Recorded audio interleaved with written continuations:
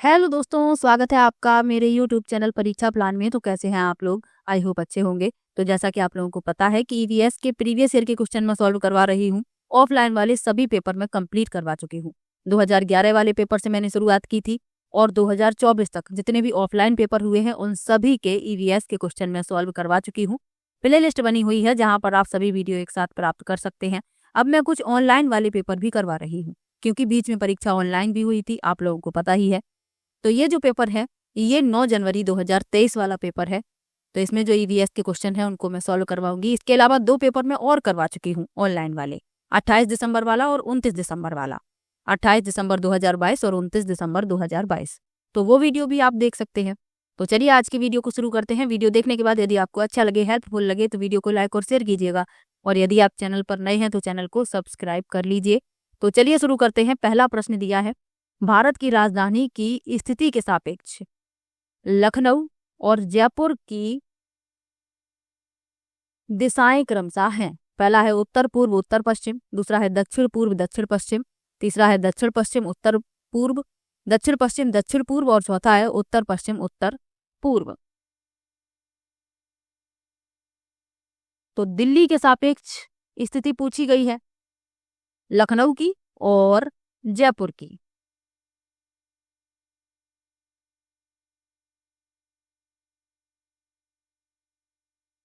तो दिल्ली के सापेक्ष लखनऊ है दक्षिण पूर्व में और जयपुर है दक्षिण पश्चिम में। तो आपका दूसरा विकल्प इस प्रश्न का उत्तर हो जाएगा। मैप से एक प्रश्न आपको जरूर मिलेगा, जो लगातार वीडियो देख रहा है उसे पता होगा। चलिए आगे बढ़ते हैं। लिखा है एक अध्यापिका की नियुक्ति महाराष्ट्र के एक विद्यालय में हुई। वह भोजन के विषय में पढ़ा रही हैं तथा वह वर्ली वांगी का उदाहरण देती हैं जो कि एक व्यंजन है जो बना है। पहला है छोटे छोटे भरवा बैंगन, दूसरा है सादा दाल का दम पुख्त, तीसरा है ताजी पॉमफ्रेट मछलियों का मलाईदार व्यंजन और चौथा है आलू फूलगोभी तथा टमाटर की करी। तो वर्ली वांगी महाराष्ट्र का एक लोकप्रिय पारंपरिक व्यंजन है। यह मुख्य रूप से बैंगन से बना होता है, यानी कि छोटे छोटे भरवा बैंगन। तो इसमें आपका पहला विकल्प सही हो जाएगा। याद रखिएगा, भरली वांगी ये छोटे छोटे भरवा बैंगन होते हैं। अपने यहाँ भी ये बनाए जाते हैं, आप लोगों ने खाए भी होंगे। छोटे छोटे बैंगन होते हैं, उनकी भरवा सब्जी बनाई जाती है, उनमें मसाला भर के फिर बनाया जाता है। चलिए आगे बढ़ते हैं।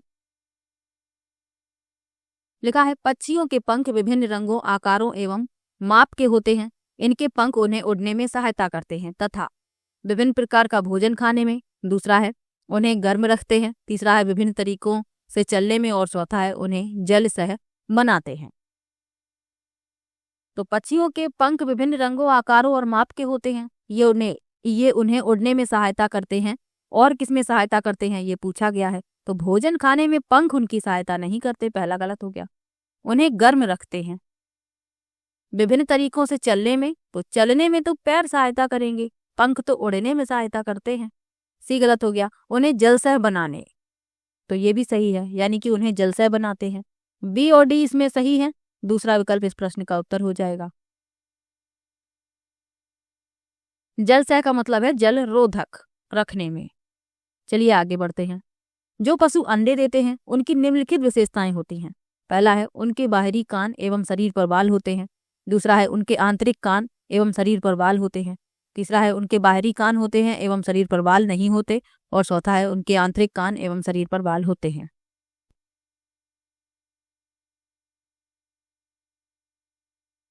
अब प्रश्न में पूछा गया है कि जो पशु अंडे देते हैं उनकी निम्नलिखित विशेषताएं होती हैं।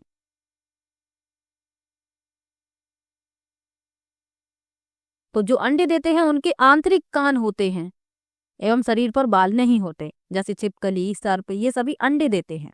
इनके शरीर पर ना ही बाल होते हैं और ना ही इनके कान दिखाई देते हैं। और जो बच्चे पैदा करते हैं उनके शरीर पर बाल होते हैं और उनके कान दिखाई देते हैं, यानी बाहरी कान होते हैं, जैसे कि बकरी है, भेड़ है, गाय है, भैंस है, कुत्ता बिल्ली, इन सभी के कान बाहरी होते हैं और ये बच्चे पैदा करते हैं, इनके शरीर पर बाल भी होते हैं। तो दूसरा विकल्प इस प्रश्न का उत्तर हो जाएगा। चलिए आगे बढ़ते हैं। उस पहली भारतीय महिला का नाम जिन्होंने एवरेस्ट पर्वत की चोटी पर कदम रखा और राष्ट्रीय ध्वज यानी तिरंगा गाड़ा तथा कई फोटो भी खींची।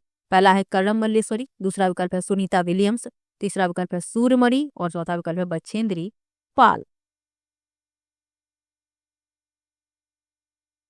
तो एवरेस्ट की चोटी पर कदम रखने वाली पहली भारतीय महिला बछेंद्री पाल है। चौथा विकल्प इसमें सही हो जाएगा। और विकल्प लिखे हुए हैं, इनके बारे में जान लीजिए। कर्णम मल्लेश्वरी एक वेट लिफ्टर हैं। सुनीता विलियम्स अंतरिक्ष में जाने वाली भारतीय मूल की दूसरी महिला हैं और पहली महिला भारतीय मूल की पहली महिला कल्पना चावला हैं। और सूर्यमणि ये झारखंड के कुडुख आदिवासी समाज से संबंध रखती हैं और इन्होंने जंगल बचाओ आंदोलन में हिस्सा लिया था, तो इनके बारे में भी याद रखिएगा। चलिए आगे बढ़ते हैं। निम्नलिखित में से कौन सा कथन मणिपुर के संबंध में सही है? पहला है मणिपुर का अर्थ है जेवरों का देश, दूसरा है लावनी मणिपुर का लोक नृत्य है, तीसरा है लोकटक ताल जाना जाता है फुमदी नामक गोलाकार तैरते हुए दलदलों के लिए, और चौथा है मणिपुर बांस के उत्पादों का सबसे बड़ा उत्पादक है। तो मणिपुर के विषय में पहला सही है, मणिपुर का अर्थ है जेवरों का देश यानी रत्नों की भूमि। लावड़ी मणिपुर का लोक नृत्य है, ये गलत है क्योंकि लावड़ी जो है महाराष्ट्र का लोक नृत्य है। लोकटक ताल जाना जाता है फुमदी नामक गोलाकार तैरते हुए दलदलों के लिए, ये सही है। और मणिपुर बांस के उत्पादों का सबसे बड़ा उत्पादक है, ये सही है। और मणिपुरी नृत्य मणिपुर का पारंपरिक नृत्य है, ये भी याद रखिएगा। ACD इसमें सही है, दूसरा विकल्प इस प्रश्न का उत्तर हो जाएगा। चलिए आगे बढ़ते हैं। कार्य ऐसी चीज है जो हम करते हैं। पहला है यश कमाने के लिए, दूसरा है मनोरंजन के लिए, तीसरा है अपने को व अन्य लोगों को सहारा यानी भरण पोषण के लिए, और चौथा है ऊर्जा बचाने के लिए। तो कार्य ऐसी चीज है जो हम करते हैं अपने और अपने परिजनों के भरण पोषण के लिए, उन्हें सहारा देने के लिए। तीसरा विकल्प इसमें सही हो जाएगा। कार्य जो है जीविकोपार्जन और भोजन, आश्रय और वस्त्र जैसी बुनियादी आवश्यकताओं को पूरा करने का एक साधन है। कार्य के माध्यम से व्यक्ति आय अर्जित करते हैं और अपने परिवार और अपने आश्रितों के लिए वित्तीय सहायता प्रदान कर सकते हैं। चलिए आगे बढ़ते हैं। हाथियों के झुंड के बारे में निम्नलिखित में से कौन सा कथन सही है? हाथियों से संबंधित प्रश्न हमेशा ही पूछा जाता है। यदि आप लगातार वीडियो देख रहे हैं तो आपको ये पता ही चल गया होगा कि कितने इंपॉर्टेंट टॉपिक हैं जिनसे हमेशा ही प्रश्न पूछे जाते हैं। तो उन टॉपिक को जरूर पढ़ लीजिएगा और अभी मैं आपको डिटेल में पढ़ाऊंगी भी। तो पहला लिखा है उनके झुंड में हमेशा 2 या अधिक नर हाथी होते हैं। दूसरा है उनके झुंड में सारे नर हाथी होते हैं तथा हाथी के बच्चे मादा हाथियों के साथ रहते हैं। तीसरा है नर हाथी झुंड के साथ 14-15 वर्ष की आयु तक रहते हैं। और चौथा है उनके झुंड में केवल मादाएं तथा हाथियों के बच्चे रहते हैं। तो जो नर हाथी होते हैं ये 14-15 साल तक झुंड में रहते हैं, फिर झुंड छोड़ देते हैं। झुंड में केवल हथनियां और बच्चे ही रहते हैं और जो सबसे बुजुर्ग हथनी होती है वह झुंड की नेता होती है। तो A और B तो गलत ही हो गई कि इसमें लिखा है कि नर हाथी साथ में रहते हैं। C और D सही लिखे हुए हैं। तीसरा विकल्प इस प्रश्न का उत्तर हो जाएगा। चलिए आगे बढ़ते हैं। कक्षा 5 की पाठ्य पुस्तक में गोलकोंडा किले का मानचित्र दिया गया है। इस पर दाहिने नीचे की ओर पैमाना छपा है। पैमाना है 1 सेंटीमीटर बराबर 110 मीटर। यदि इस मानचित्र पर फतेह दरवाजा और पटनचेरू दरवाजा के बीच की दूरी 15.2 सेंटीमीटर है तो इन दोनों स्थानों के बीच की वास्तविक दूरी क्या है? तो हमें पैमाना दिया गया है, हम गुणा कर देंगे, हमें पता चल जाएगा वास्तविक दूरी क्या है। तो 15.2 में 110 से कर देंगे गुणा करेंगे, हमें मिलेगा 1672 मीटर। अब ये मीटर में मिला है लेकिन आप देख रहे हैं कि विकल्प किलोमीटर में है। 1000 से भाग दे देंगे तो 1.672 किलोमीटर, यानी कि तीसरा विकल्प इस प्रश्न का उत्तर हो जाएगा। चलिए आगे बढ़ते हैं। सोना की सहेली तारा मिजोरम से है। तारा को हिंदी बोलने में परेशानी होती है क्योंकि मिजोरम में बोली जाने वाली प्रमुख भाषाएं हैं। पहला है खासी असमी, दूसरा है मिजो, लूसेई कुकी, तीसरा है मेतेलोन अंग्रेजी और चौथा है माऊ बंगाली। तो मिजो जो है मिजोरम की आधिकारिक भाषा है। यह मिजो जाति समूह द्वारा व्यापक रूप से बोली जाती है। और जो लूसेई है यह लूसेई जाति समूह द्वारा बोली जाती है। और कुकी जो है कुकी समूह के जो लोग हैं उनके द्वारा बोली जाती है। अब इसमें आपका दूसरा विकल्प सही हो जाएगा, मिजो, लूसेई और कुकी। चलिए आगे बढ़ते हैं। पेट्रोलियम तथा कोयले को अनवीकरणीय ईंधन कहा जाता है क्योंकि पहला विकल्प है प्रदूषण फैलाते हैं, दूसरा है महंगे होते हैं, तीसरा है प्रवाजी आसन के द्वारा प्राप्त किए जाते हैं और चौथा है बनने में कई साल लगते हैं। तो अनवीकरणीय ईंधन क्या है कि इनका भंडार एक बार समाप्त हो जाने के बाद इसे नवीनीकृत या फिर से भरने में हजारों साल लग जाते हैं। और नवीकरणीय क्या है? नवीकरणीय वे संसाधन है जो जल्दी से नवीनीकृत या फिर से भर जाते हैं। तो पेट्रोलियम और कोयले को अनवीकरणीय ईंधन कहा जाता है क्योंकि बनने में कई साल लगते हैं। चौथा विकल्प इस प्रश्न का उत्तर हो जाएगा। चलिए आगे बढ़ते हैं। पर्वतारोही अपने साथ ऑक्सीजन सिलेंडर ले जाते हैं क्योंकि उन्हें इनकी जरूरत होती है। पहला है खाना पकाने के लिए क्योंकि पर्वतों में ईंधन की उपलब्धता कम होती है। दूसरा है अपने को गर्म रखने के लिए उसमें उपस्थित ऑक्सीजन को जलाकर। तीसरा है सांस लेने के लिए क्योंकि अधिक ऊंचाइयों पर ऑक्सीजन की मात्रा कम हो जाती है। और चौथा है टेंट लगाने के लिए सहारे के रूप में। तो पर्वतारोही अपने साथ ऑक्सीजन सिलेंडर ले जाते हैं क्योंकि ऊंचाई पर ऑक्सीजन की मात्रा कम हो जाती है। तो सांस लेने के लिए ऑक्सीजन का सिलेंडर ले जाते हैं। तीसरा विकल्प इसमें सही हो जाएगा। चलिए आगे बढ़ते हैं। अरब सागर के 3 भारतीय तटवर्ती प्रदेश यानी राज्य हैं। पहला है कर्नाटक, तमिलनाडु, आंध्र प्रदेश, दूसरा है महाराष्ट्र, कर्नाटक, पुदुचेरी, तीसरा है गोवा, महाराष्ट्र, केरल और चौथा है तेलंगाना, केरल, कर्नाटक। कई बार मैंने आपको बताया है, पता भी होगा आपको, गोवा, महाराष्ट्र, केरल। तीसरा विकल्प इसमें सही हो जाएगा। चलिए आगे बढ़ते हैं। राजस्थान का पारंपरिक नृत्य जिसमें घूंघट वाली महिला नृत्यांगनाएं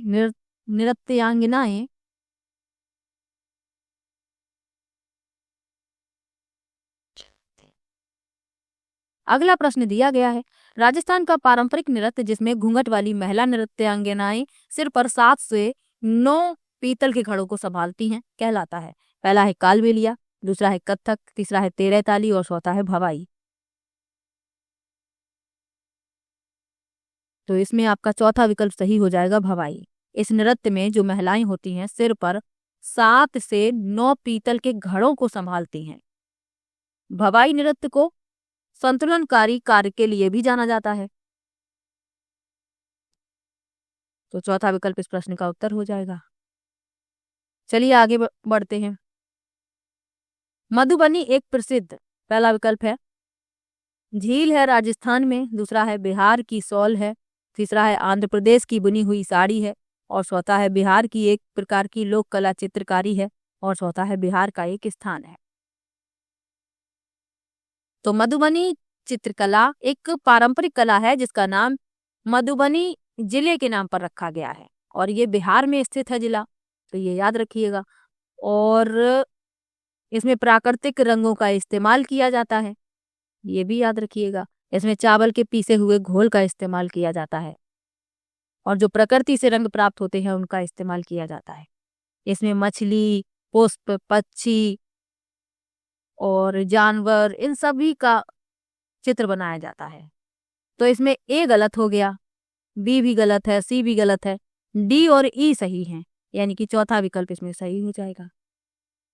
चलिए आगे बढ़ते हैं। लिखा है शोभित किताब में एक चित्र देखता है जिसमें लड़कियों को गोटियां खेलते तथा लड़कों को क्रिकेट खेलते हुए दिखाया गया है। वह अपने अध्यापक से पूछता है कि लड़के और लड़कियां अलग अलग क्यों खेल रहे हैं, लड़के गोटियां क्यों नहीं खेल रहे हैं, लड़कियां क्रिकेट क्यों नहीं खेल रही हैं। निम्नलिखित में से कौन से पर्यावरण अध्ययन शिक्षण का उद्देश्य इस घटना में सम्मिलित है? पहला है उच्च स्तरीय आलोचनात्मक सोच विकसित करना, दूसरा है व्यापक संस्कृति, नजरिया एवं सौंदर्य के प्रति संवेदना विकसित करना, तीसरा है अवलोकन और चित्रण के आधार पर समझ विकसित करना और चौथा है सामाजिक घटना के बारे में जिज्ञासु बनाने के लिए संज्ञानात्मक क्षमता विकसित करना।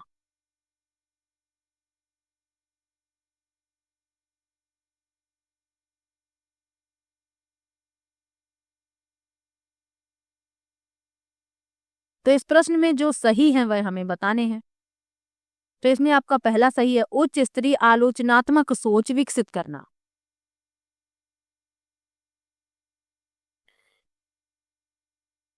क्योंकि शोभित का जो प्रश्न है उसकी जिज्ञासा और चित्र में प्रस्तुत स्थिति के बारे में गंभीर रूप से सोचने की क्षमता को प्रदर्शित करता है। वह लिंग आधारित अलगाव पर प्रश्न कर रहा है और चित्रित पारंपरिक लिंग भूमिकाओं को चुनौती दे रहा है। और इसमें जो बी लिखा है व्यापक सांस्कृतिक नजरिए एवं सौंदर्य के प्रति संवेदना विकसित करना, ये इसमें शामिल नहीं होगा। सी लिखा है अवलोकन और चित्रण के आधार पर समझ विकसित करना, ये भी सही है। शोभित के प्रश्न से पता चलता है कि वह चित्र के साथ उलझा है और सामग्री का विश्लेषण करने के लिए अवलोकन की अपनी शक्तियों का उपयोग कर रहा है। और डी भी सही है सामाजिक घटना के बारे में जिज्ञासु बनाने के लिए संज्ञानात्मक क्षमता विकसित करना। तो इसमें ए सी डी सही है, चौथा विकल्प इस प्रश्न का उत्तर हो जाएगा। चलिए आगे बढ़ते हैं। पर्यावरण अध्ययन के एक शिक्षक के रूप में आप कक्षा 2 के अपने विद्यार्थियों के समक्ष विषय ऋतुएं प्रस्तावित करना चाहते हैं। निम्नलिखित में से कौन एक उत्तम शिक्षण शास्त्रीय युक्ति होगी? पहला है संप्रत्यय ऋतुएं समझाने के लिए चार्ट एवं पुस्तकों का उपयोग। दूसरा है श्याम पट पर लिखे विषय ऋतुओं को बाद में समझाने के लिए ऋतुओं के वीडियो का उपयोग। तीसरा है ऋतुओं पर लेख पढ़ने के लिए समाचार पत्रों का उपयोग। और चौथा है ऋतुओं के विषय में रुचि का विकास करने के लिए भोजन की आदतों, पहनने के वस्त्रों और संदर्भित स्थानीय साहित्य का उपयोग। तो चौथा विकल्प इस प्रश्न का उत्तर हो जाएगा। कक्षा 2 के विद्यार्थी हैं और ऋतुएं प्रस्तावित करना चाहते हैं आप एक शिक्षक के रूप में, तो एक उत्तम शिक्षण शास्त्रीय युक्ति पूछी गई है। तो ऋतुओं के विषय में रुचि का विकास करने के लिए भोजन की आदतों, पहनने के वस्त्रों और संदर्भित स्थानीय साहित्य का उपयोग। बच्चों को समझाना कि किस मौसम में किस प्रकार का भोजन किया जाता है, पहनने के वस्त्रों में अंतर होता है। तो चौथा विकल्प उसका उत्तर होगा। चलिए आगे बढ़ते हैं। निम्नलिखित में से कौन से कथन आकलन की प्रकृति की सही व्याख्या करते हैं? पहला है शिक्षण अध्ययन की प्रक्रिया का एक अंग है जो सतत चलता रहता है।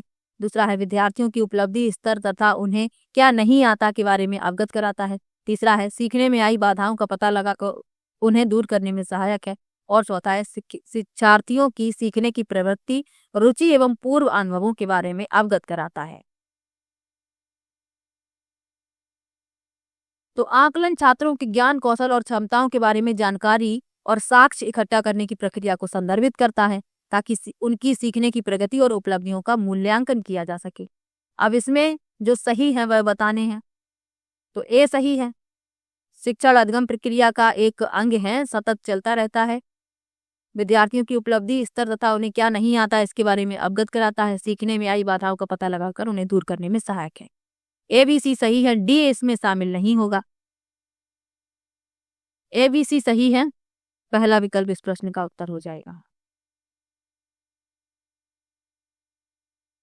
अगला प्रश्न है कक्षा 5 के पर्यावरण अध्ययन शिक्षक के रूप में पाठ बोलती इमारतों के लिए आपको विद्यार्थियों को ऐतिहासिक इमारतों को प्रस्तुत करने की आवश्यकता है। आप क्या सोचते हैं कि कौन सी विधि सर्वथा उत्तम होगी? पहला है ऐतिहासिक इमारतों से संबंधित आभासी सैर, ऑनलाइन खेल और पहेली।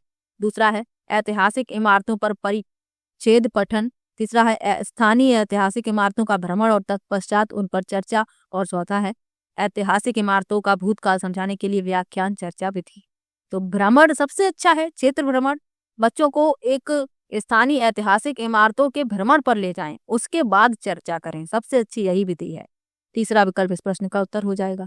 चलिए आगे बढ़ते हैं। अध्यापक विद्यार्थियों से एक चींटी का चित्र बनाने को कहते हैं। कुछ विद्यार्थी चींटी के 4 पैर बनाते हैं जबकि कुछ 6 और कुछ 8 बनाते हैं। अध्यापक को क्या करना चाहिए? पहला है यह कहना चाहिए कि चींटी के 6 पैर होते हैं, 4 या 8 नहीं होते। दूसरा है यह कहना चाहिए कि जिन विद्यार्थियों ने 6 पैर बनाई हैं वे सही है, बाकी सभी विद्यार्थी गलत हैं। तीसरा है उन्हें चींटी का चित्र दिखाकर पैरों की संख्या देखने के लिए कहना चाहिए।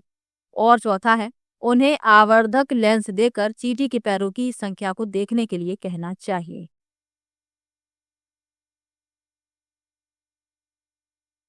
तो इसमें आपका चौथा विकल्प सही हो जाएगा। उन्हें एक आवर्धक लेंस दें, फिर चींटी के पैरों की संख्या देखने के लिए कहें। यह छात्रों को अपनी इंद्रियों का उपयोग करने, अवलोकन करने और निष्कर्ष निकालने के लिए प्रोत्साहित करेगा। बच्चे सक्रिय रूप से भाग भी लेंगे। तो चौथा विकल्प इस प्रश्न का उत्तर हो जाएगा। चलिए आगे बढ़ते हैं। कक्षा 4 के पर्यावरण अध्ययन के शिक्षक के रूप में आपको विद्यार्थियों को अंतरिक्ष यात्रियों का संप्रत्यय प्रस्तावित करना है। इसलिए आप कौन से प्रक्रम का अनुसरण करेंगे? पहला है, विद्यार्थियों को अंतरिक्ष यात्रियों की परिभाषा समझाइए और याद करने के लिए कहिए। दूसरा है, अंतरिक्ष यात्रियों पर एक व्याख्यान दीजिए। तीसरा है, भारत के अंतरिक्ष यात्रियों की आत्मकथाएं साझा कीजिए और उनकी मुख्य विशेषताओं को इंगित कीजिए। और चौथा है, अंतरिक्ष यात्रियों की कहानियां साझा कीजिए और विद्यार्थियों को विषय समझने में सहायता कीजिए। तो याद करने वाला आप पहले ही काट दीजिए। यदि प्रश्न सकारात्मकता दर्शा रहा है तो याद करने वाला विकल्प कभी भी उत्तर नहीं होगा। अब इसमें जो विकल्प सही है वह है तीसरा विकल्प, भारत के अंतरिक्ष यात्रियों की आत्मकथाएं साझा कीजिए और उनकी मुख्य विशेषताओं को इंगित कीजिए। तीसरा विकल्प इस प्रश्न का उत्तर हो जाएगा। चलिए आगे बढ़ते हैं। लिखा है, यश ने अपने अध्यापक से पूछा, कुछ भोजन उत्पादों के पैकेट पर हरे गोले क्यों होते हैं जबकि कुछ भोजन उत्पादों के पैकेट पर लाल गोले बने होते हैं? अध्यापक समझाते हैं कि हरे गोले शाकाहारी खाने तथा लाल गोले मांसाहारी खाने को सूचित करते हैं। अध्यापक ने विद्यार्थियों को विभिन्न भोजन उत्पादों के पैकेट देखकर उन्हें शाकाहारी अथवा मांसाहारी में सूचीबद्ध करने को कहा। इस गतिविधि में निम्नलिखित में से कौन सी प्रक्रियाएं शामिल हैं? पहला लिखा है पहचान, दूसरा कल्पना, तीसरा पूर्वाग्रह और चौथा है वर्गीकरण। तो इसमें तो सिर्फ पहचान करना है और अलग करना है, यानी वर्गीकरण करना है। तो ए और डी ही शामिल हैं। कल्पना और पूर्वाग्रह इसमें शामिल नहीं है। ए और डी इसमें सही है। चौथा विकल्प इस प्रश्न का उत्तर हो जाएगा। चलिए आगे बढ़ते हैं। एक पर्यावरण अध्ययन शिक्षक के रूप में आप अपने विद्यार्थियों को पर्यावरण से संबंधित समकालीन मुद्दों से परिचित करवाना चाहते हैं। निम्नलिखित में से आप किसे प्राथमिकता देंगे? पहला है, विद्यार्थियों को समाचार चैनल देखने के लिए कहेंगे। दूसरा है, विद्यार्थियों को घर पर समाचार पत्रों का ग्राहक बनने के लिए कहेंगे। तीसरा है, कक्षा में संबंधित लेखों का उल्लेख करेंगे एवं उनको साझा भी करेंगे। और चौथा है, घर पर समाचार पत्र पठन को सुनिश्चित करने के लिए माता पिता से बात करेंगे। तो यदि आप एक पर्यावरण अध्ययन के शिक्षक के रूप में कार्यरत हैं और अपने विद्यार्थियों को पर्यावरण से संबंधित समकालीन मुद्दों से परिचित करवाना चाहते हैं तो आप कक्षा में संबंधित लेखों का उल्लेख करेंगे एवं उनको साझा भी करेंगे। तीसरा विकल्प सबसे अच्छा है, यही इस प्रश्न का उत्तर होगा। चलिए आगे बढ़ते हैं। जॉन अपने हाथों की सहायता से जंतुओं की परछाई बना लेता है। वह विद्यार्थियों से यह अंदाजा लगाने को कहता है कि परछाई में कौन सा जानवर बन रहा है। इस गतिविधि में निम्नलिखित में से कौन सी प्रक्रियाएं शामिल हैं? पहला है अनुमान, दूसरा अवलोकन, तीसरा निष्कर्ष और चौथा वर्णन। तो जॉन क्या कर रहा है? अपने हाथों से जंतुओं की परछाई बना रहा है और विद्यार्थियों से कहता है कि अंदाजा लगाओ कि परछाई में कौन सा जानवर बन रहा है। तो एक तो अनुमान लगाना इसमें शामिल है, अवलोकन करना शामिल है और निष्कर्ष निकालना शामिल है, लेकिन वर्णन तो इसमें कहीं पर भी नहीं हो रहा है। तो इसमें ए बी सी सही है। दूसरा विकल्प इस प्रश्न का उत्तर हो जाएगा। चलिए आगे बढ़ते हैं। लिखा है, पर्यावरण अध्ययन में एकीकृत संगठित परिप्रेक्ष्य निम्नलिखित में से किसे निर्दिष्ट करता है? पहला है, विज्ञान एवं सामाजिक अध्ययन से पूरी जानकारी। दूसरा है, सामाजिक अध्ययन एवं पर्यावरण शिक्षा से पूरी जानकारी। तीसरा है, विज्ञान एवं पर्यावरण शिक्षा से पूरी जानकारी। चौथा है, विज्ञान सामाजिक अध्ययन एवं पर्यावरण शिक्षा से पूरी जानकारी। तो पर्यावरण अध्ययन में एकीकृत या संगठित परिप्रेक्ष्य किसे निर्दिष्ट करता है? तो विज्ञान सामाजिक अध्ययन एवं पर्यावरण शिक्षा से पूरी जानकारी। चौथा विकल्प इसमें सही हो जाएगा। पर्यावरण अध्ययन में एकीकृत परिप्रेक्ष्य का उद्देश्य विभिन्न विषयों से ज्ञान और दृष्टिकोण को एकीकृत करके पर्यावरण की समग्र समझ प्रदान करना है। चलिए आगे बढ़ते हैं।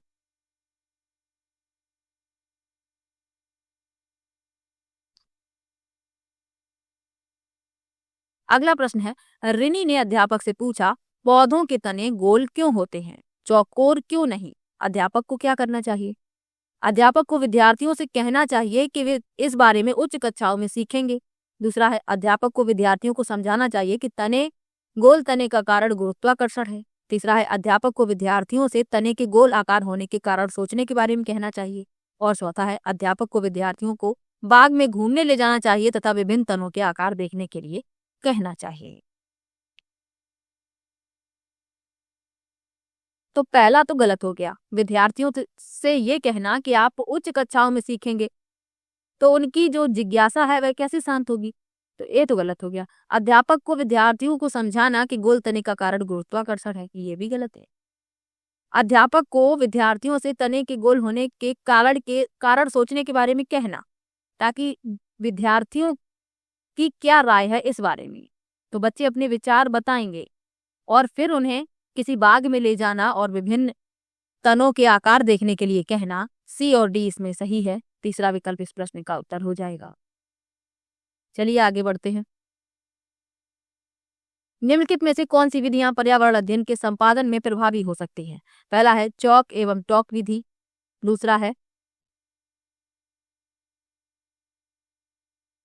व्याख्यान विधि, तीसरा है भूमिका निर्वहन और चौथा है कहानी सुनाना। तो पर्यावरण अध्ययन के संपादन में प्रभावी है भूमिका निर्वहन यानी रोल प्ले और कहानी सुनाना। चौक एवं टॉक और व्याख्यान विधि इसमें प्रभावी नहीं है। सी और डी सही है, तीसरा विकल्प इस प्रश्न का उत्तर हो जाएगा। चलिए आगे बढ़ते हैं। एक पर्यावरण अध्ययन अध्यापक विद्यार्थियों को उनकी मम्मी का वर्णन करने वाली कविता लिखने को कहती है। पम्मी अपनी कविता पढ़ती है। मेरी मम्मी मीठी है जैसे मिष्टी दोई। कुछ विद्यार्थी मिष्टी दोई का अर्थ नहीं जानते हैं। यदि आप पम्मी के अध्यापक हैं तो आप क्या करेंगे?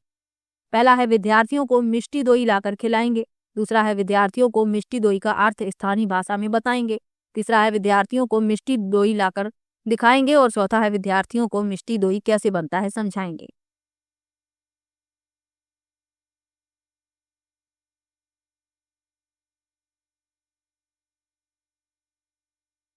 तो इस प्रश्न में आपका दूसरा विकल्प उत्तर हो जाएगा, विद्यार्थियों को मिष्टी दोई का अर्थ स्थानीय भाषा में समझाएंगे कि उनकी स्थानीय भाषा में मिष्टी दोई किसे कहते हैं। तो दूसरा विकल्प इस प्रश्न का उत्तर हो जाएगा। चलिए आगे बढ़ते हैं। प्राथमिक स्तर पर एक अच्छे पर्यावरण अध्ययन के पाठ्यचर्या की विशेषता है।